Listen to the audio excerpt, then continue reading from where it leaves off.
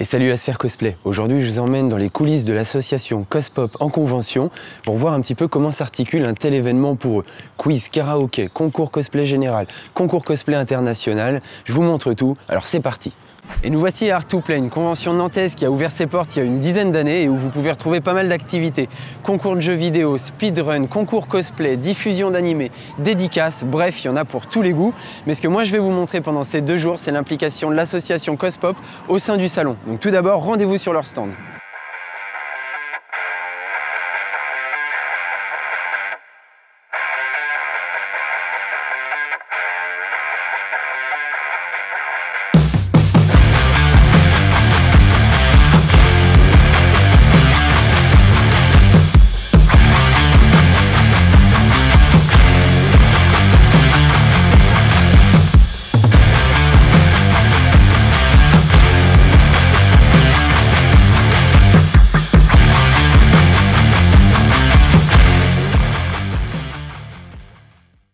Donc je suis avec Tatouille qui représente Cospop aujourd'hui. Est-ce que tu peux nous présenter rapidement avec tes mots Cospop et nous expliquer ce que vous allez faire sur Art2Play pendant les 2 jours qui viennent?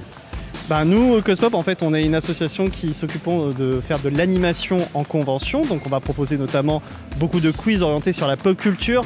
Donc on va avoir des quiz orientés par exemple sur des séries cultes telles que Naruto ou One Piece. Donc typiquement là aujourd'hui à Art2Play, ce que l'on va faire, on va s'occuper du concours général, dans lequel des personnes en solo et en groupe vont participer au concours et vont être notées. Mais derrière on va aussi s'occuper de la sélection de la Coupe de France de cosplay pour la région Pays de la Loire. Au niveau participation, comment ça se passe quand on veut participer à un concours général organisé par Cospop? Dis-moi tout. Alors c'est super important, et je le souligne bien, les inscriptions elles se font toujours en ligne, en amont. Il y a des annonces qui sont faites par la convention sur leur site, il y a des annonces qui sont faites aussi sur notre propre site quand on s'en occupe. Et du coup vous allez pouvoir remplir un formulaire avec toutes les informations qu'on vous demande. Parce que forcément comme beaucoup de conventions aujourd'hui offrent la place pour la convention, il est demandé du coup à ce qu'on fournisse pas mal d'éléments aussi pour vérifier que le costume est fait main. On va demander ce qu'on va appeler des WIP, des Work in Progress, pour être sûr que la personne a fait son costume main. On va également demander des prestations en audio ou en vidéo d'une certaine durée, selon si la personne tente une sélection, par exemple pour la Coupe de France ou pour un concours international, ou si on est sur un concours général. La durée ne sera pas forcément la même. Dans tous les cas, toutes nos informations elles sont mises dans le règlement. Et on le répétera jamais assez, c'est super important de lire ce foutu règlement. Donc toutes les infos sont données en amont. Normalement, les cosplayers savent tout avant même de mettre les pieds sur les lieux de la convention, en fait. Comment ça va se passer pour eux. Donc ils ont quand même un créneau horaire à respecter, qui doivent valider leur présence. Il va y avoir un certain nombre de choses après leur arrivée sur le salon et tout au long de la journée, jusqu'au passage sur scène. Comment ça va se passer pour eux aujourd'hui? Alors en effet, étant donné que la convention permet à ces cosplayers de pouvoir aller sur scène pour faire leur animation et qui leur offre la place, il est nécessaire qu'on fasse une certaine vérification aussi pour être sûr que la convention se sente pas entre guillemets trahie. On a demandé aux cosplayers de se rendre à partir d'une certaine heure pour faire confirmation sur stand, pour assurer qu'ils sont bien là. On va en profiter par la même occasion pour revérifier avec eux que les informations que nous avions étaient correctes. Par exemple, à quand on doit lancer l'audio ou la vidéo de la prestation? Est-ce que c'est avant qu'ils montent sur scène? Est-ce qu'ils doivent être placés sur scène avant? Est-ce qu'ils veulent être placés? Ils veulent nous donner un signal très précis? Est-ce qu'il y a des remarques lumière, etc. Donc tout ça, on va le reconfirmer avec eux. De même, est-ce qu'il y a des accessoires à poser? Certains parfois ramènent des énormes décors et c'est important qu'on puisse savoir où est-ce qu'on le pose exactement et qu'ils puissent visualiser où est-ce qu'on va le poser avec eux, qu'on soit bien clair là-dessus. Après ils vont pouvoir aller dans leur vestiaire pour se changer, se préparer et pouvoir faire un petit tour de la convention une fois qu'ils sont prêts. Et par contre on va leur donner aussi une heure bien précise pour commencer ce qu'on va appeler un pré-judging. Donc l'idée du pré-judging c'est pouvoir séparer les choses en 2 étapes. On va avoir un gros critère de notation sur le costume qui est divisé en plusieurs points, tels que des éléments sur la difficulté générale du costume, en termes de réalisation, mais aussi forcément quelle est la ressemblance avec ce qu'on va appeler nous l'image de référence. C'est-à-dire que les personnes arrivent pour représenter une série télé, un film, un manga, un jeu vidéo, une bande dessinée, qu'importe, tout élément de la pop culture de façon générale. Donc c'est pour ça qu'on demande aux participants de nous fournir une image de référence de sorte à ce que le jury puisse avoir une image de base et se dire ok, donc là je vois ton costume, je vois l'image de base, t'as fait ça comme ça, est-ce que ça s'y rapproche ou ça s'y rapproche pas? Donc tous ces critères dans l'ensemble vont être jugés en pré-judging sur le costume et c'est la partie prestation. Donc tout ce qui est interprétation scénique, réalisation audio, vidéo, compréhension de la prestation, respect de l'univers. Respect de l'univers aussi, tout à fait. Donc tous ces éléments-là, bien évidemment, ils vont être gérés et jugés au moment du passage sur scène, puisque c'est là où on va pouvoir vraiment voir si tout est fait correctement. Ces critères de notation, une fois qu'ils sont terminés, le jury va pouvoir donc délibérer après le passage sur scène et on aura une remise des prix qui aura lieu quelques heures plus tard, où là on va déterminer à minima, en tout cas on essaie en règle générale d'aller sur un top 3, et puis parfois ça peut aller un peu plus loin pour encourager par exemple de jeunes débutants. Ça permet de montrer que le travail a été reconnu, même s'il n'était pas le meilleur ce jour-là, qu'on a bien vu tous les efforts qui ont été fournis derrière sur le costume et sur scène du coup. C'est exactement ça, c'est pour dire, vraiment comme j'ai dit, c'est pour dire voilà, bravo à toi. Certes, il y avait meilleur sur ce jour-là, mais pour soit un premier lancé ou soit même une prestation qui est sortie vraiment de l'ordinaire pour dire franchement, tu as de l'idée, il faut que tu continues. C'est pour permettre à ces gens de ne pas se démotiver à rester sur entre guillemets un échec. En attendant les derniers préparatifs du concours cosplay, on peut venir sur le stand pour participer à un quiz. Les participants s'affrontent en mesurant leurs connaissances sur l'univers geek et des différents thèmes abordés, MCU, Zelda, Pokémon et beaucoup d'autres. Tout ceci animé par les membres de l'association. Donc si vous êtes un champion de l'univers geek, Cospop vous attend. Et nous, en attendant, on retourne au concours.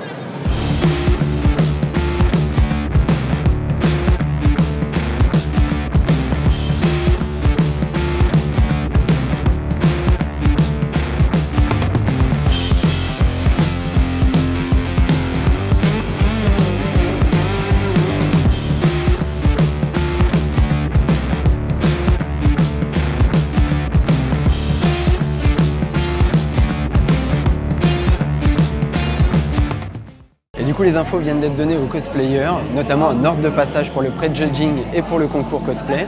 Donc le pré-judging qui se déroule juste à côté, où les jurys vont pouvoir voir les costumes de près, poser quelques questions et les cosplayers vont avoir quelques minutes pour expliquer comment a été conçu leur costume.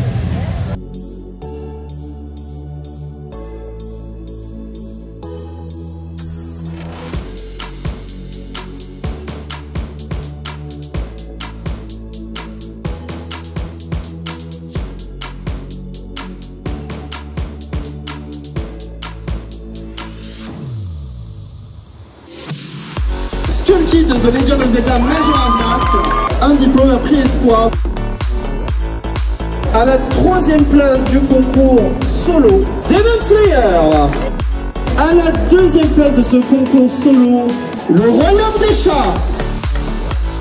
Et à la 1re place, Love Live Akemi Hime.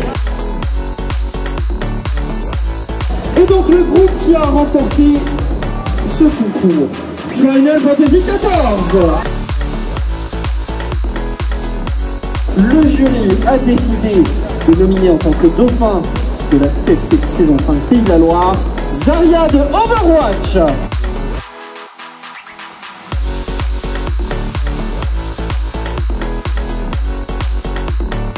Le représentant saison 5 Pays de la Loire, le Château Ambulant Sophie.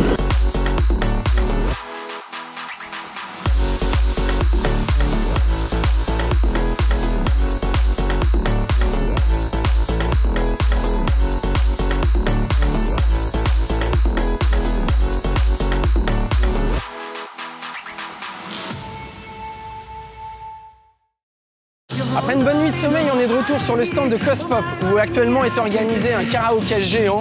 Il y a beaucoup de monde, ça chante depuis tout à l'heure, autant vous dire qu'il y a de l'ambiance.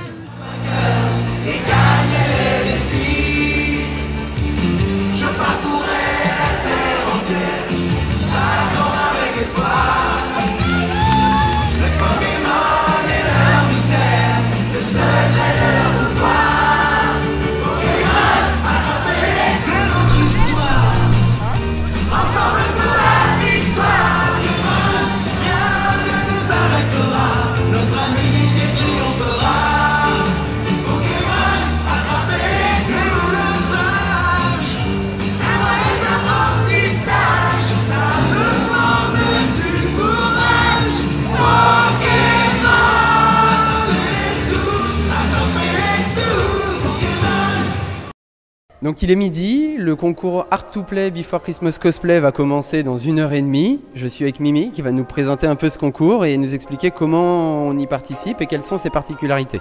Alors donc ce concours cosplay est un concours cosplay international. C'est un concours, on va dire sœur, avec le même concours qui existe à Polymanga. qui est en fait fait par le même organisateur. Et donc cet organisateur a décidé de faire la même chose en France, puisque Polymanga c'est en Suisse, pour avoir les meilleurs cosplayers internationaux pour un concours extraordinaire. Donc de manière générale, on est plutôt sur un concours qui s'ouvre au monde entier. Tu me disais tout à l'heure, cette année c'est un petit peu particulier à cause des restrictions sanitaires. C'est vrai, les années précédentes on avait pu avoir des cosplayers d'un peu partout dans le monde, d'Indonésie, des États-Unis, etc. Donc cette année c'était sur dossier mais pour des pays européens. Est-ce que le concours a quand même eu le succès au niveau des inscriptions en tout cas qu'il a pu avoir par les autres années? Alors, cette année, justement, à cause du Covid, c'était pas vraiment sur inscription, c'était plus sur invitation. Mais pour les années précédentes et pour les années suivantes, c'est effectivement sur dossier. Les cosplayers du monde entier envoyaient leur dossier avec leur projet de costume, etc. Et nous, on choisissait parmi les meilleurs projets. Donc en fait, les cosplayers vous montrent des whips d'un costume qu'ils ont peut-être déjà commencé ou au moins ce qu'ils voudraient présenter sur ce concours. Alors normalement, le costume est quasiment terminé normalement quand ils s'inscrivent au niveau de leur dossier. Bien sûr, cette année, voilà, toujours à cause du Covid, il y a eu des petites adaptations dans le sens où ils pouvaient présenter aussi un costume qui n'avait jamais été primé.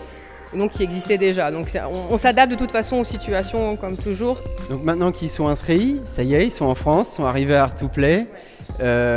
Comment ça se passe pour eux sur ces 2 jours de salon, l'organisation qui va les amener jusqu'à la scène et à la remise des prix? Alors, donc là, ils arrivent sur Art2Play, ils ont leur propre loge pour pouvoir se préparer. Le samedi soir, ils ont ce qu'on appelle le pré-judging, c'est-à-dire que les 3 jurys vont voir les cosplayers, donc 10 minutes chacun, pour qu'ils puissent présenter leurs costumes, donc présenter ce qu'ils ont pu faire, leurs projets, etc. Juste après ce pré-judging, il y a eu les répétitions. Ils ont accès à la scène où ils vont concourir en fait, et chacun ont eu 10 minutes pour essayer leurs prestations sur scène. Ils nous ont envoyé en amont leur choix de lumière, ce qu'ils voulaient, une couleur rouge, des flashs, des genres de choses. Et on les a testés sur scène samedi soir. Donc ça leur a permis d'essayer leurs prestations, de découvrir la scène, parce qu'il n'y a pas une scène pareille, notamment sur la taille, de voir un peu comment on place les accessoires. Et puis de finaliser un peu les derniers détails avec l'équipe. Et donc aujourd'hui, là, comme je disais, dans 1h30, ça va démarrer. Ils sont en train de se changer à côté. Et une fois qu'ils seront changés, comment ça va se passer, le concours et la suite? Alors là, ils sont en train de se changer, faire les derniers préparatifs avant de passer sur scène. Donc après, ils vont tous aller derrière la scène, en backstage, finaliser leurs accessoires avec l'équipe de Cospop pour voir un peu si tout est OK, s'il n'y a pas de souci. À 13h30, le concours va démarrer. Je présenterai donc chaque pays au fur et à mesure. Ils ont un ordre de passage déjà établi et déjà prédéfini. Et pour les prestations, il y aura une vidéo d'introduction qui présentera le pays. En général, cette vidéo-là, elle met l'ambiance pour le public. Et donc juste après la vidéo de présentation, la prestation du cosplayer commence. Quand tout le monde est passé, donc il y a 7 participants cette année, quand tout le monde est passé, le jury va délibérer en backstage pendant quelques minutes. Ils auront noté uniquement la prestation. Donc pour rappel, la notation c'est 50% costume, 50% prestation. Donc la prestation est quand même très importante aussi pour ce concours. Et les 3 meilleures notes seront sur le podium. Donc il y a un top 3. Et ce top 3 remportera un cash prize, donc 1 000 € pour le premier, 500 pour le deuxième et 250 pour le troisième. Ok, donc c'est quand même des beaux prix. Et après ça, un shooting photo quand même pour garder un souvenir avec les participants. Et après on les libère. C'est ça, c'est l'idée. Ok, super. Bah écoute, merci beaucoup. Et puis bah, j'ai hâte de voir un peu ce que ça va donner sur scène. Nous aussi, on a vraiment hâte de voir le spectacle, le show. On a déjà eu un petit aperçu avec les répétitions, mais en réel avec les costumes, avec tous les accessoires et les lumières et l'ambiance du public, surtout, ça va vraiment être formidable, je pense. Donc je suis avec Edes qui était bénévole pour Cospop hier et qui est jury donc pour l'Art2Play Before Christmas Cosplay aujourd'hui. Donc tu vas d'abord te présenter un petit peu. Alors salut, donc moi c'est Edes, je suis cosplayer depuis 2012 et puis je me suis spécialisé assez rapidement dans tout ce qui est maquillage et effets spéciaux. En fait j'en ai fait un domaine vraiment à part entière puisque la plupart de mes costumes tournent autour de cet univers. Et donc voilà, en fait moi mon parcours a été très rapide, c'est que j'ai fait 5 ans d'école d'art et ensuite à un moment où je commençais à stagner dans ma pratique, notamment des effets spéciaux, je me suis formé à l'école Métamorphose pour apprendre et pousser plus loin ma technique de make-up, de FX et tout ça. Et depuis 2019, je suis aussi le président d'une association qui s'appelle Lovecraft Asso et qui a pour but de promouvoir le cosplay de manière positive, de faire partager nos expériences, de dire que tout le monde peut faire du cosplay et que c'est vraiment un loisir qui est accessible. À partir du moment où on en a envie, on peut en faire. Donc un cosplayer quand même qui a pas mal d'expérience, c'est important j'imagine quand on est jury, mais que c'est d'autant plus exigeant sur un concours international comme celui-là. Donc vous qui avez pour charge de choisir le ou la gagnante, comment est-ce qu'on se retrouve jury d'un tel concours? Alors souvent pour être jury, on a crafté pendant un petit moment, on a une expérience à la fois soit des concours, soit notre expérience par la création et puis on a sorti des costumes qui a priori ont plu à la fois par le caractère performant de la réussite technique on va dire. Et en fait de toute cette expérience après on va choisir des cosplayers qui ont à la fois aussi peut-être une exigence sur la scène, savoir un petit peu c'est quoi le roleplay, comment on joue un personnage, tout ça. Et aussi parfois, souvent on a comme des domaines de prédilection, donc les jurys vont être choisis un petit peu en fonction de leur domaine pour essayer de faire un jury un peu complet. Notamment on a 3 jurys avec chacun un domaine un peu plus fort que l'autre, c'est-à-dire que une des jurys est plus spécialisée dans la couture, une plus dans tout ce qui est craft d'armure et tout ça, et moi c'est dans le maquillage et les effets spéciaux, make-up et prothèses et tout ça. Et donc avec ça, ce qui est bien c'est on se complète. Et cette complicité nous permet chacun d'apporter notre petite pierre à l'édifice pour pouvoir juger un costume, puisque les costumes aussi vont venir avec différentes techniques et il y a des choses parfois qu'on connaît un petit peu moins. Mais voilà, donc on acquiert une expérience au fil des concours qu'on juge, au fil des concours qu'on pratique plutôt en tant qu'aussi concurrents, puisque c'est aussi ça. Souvent les jurys c'est aussi des personnes qui font d'autres concours, hein. C'est rare qu'on fasse que du jury et plus du tout de concours, ça peut arriver.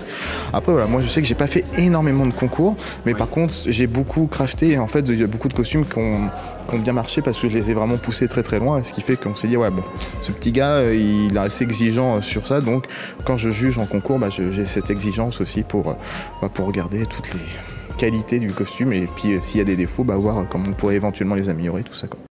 Et ça y est, ça va commencer dans 20 minutes. Le hall est déjà quasi plein, ça arrive encore. Ça promet d'être grandiose, il va y avoir une ambiance de fou. Je prends la caméra et je vous montre rapidement.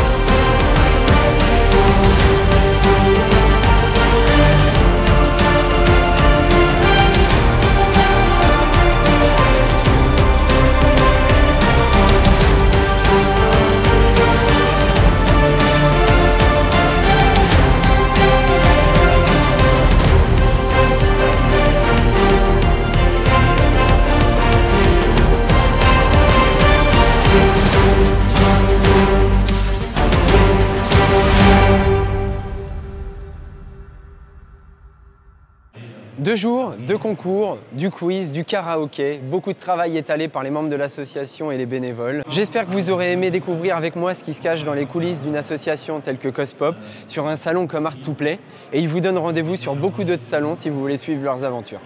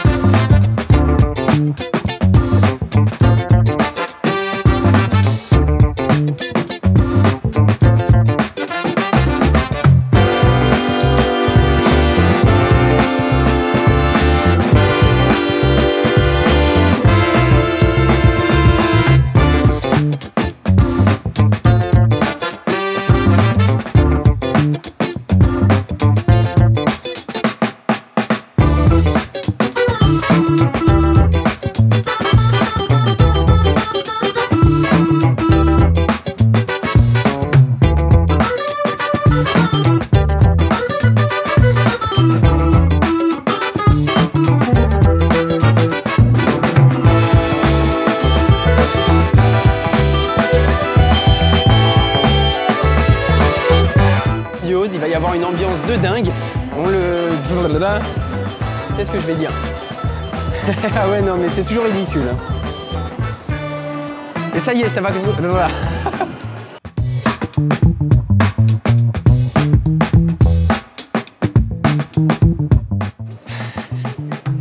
Se fout de ma gueule celle-là depuis tout à l'heure. À chaque fois que je me rate, elle se marre. Rémi faisait pareil l'autre jour. Bah non, Paul pendant tout ce temps, mais elle se fout de ma gueule, je la vois faire. Et j'ai oublié ma phrase.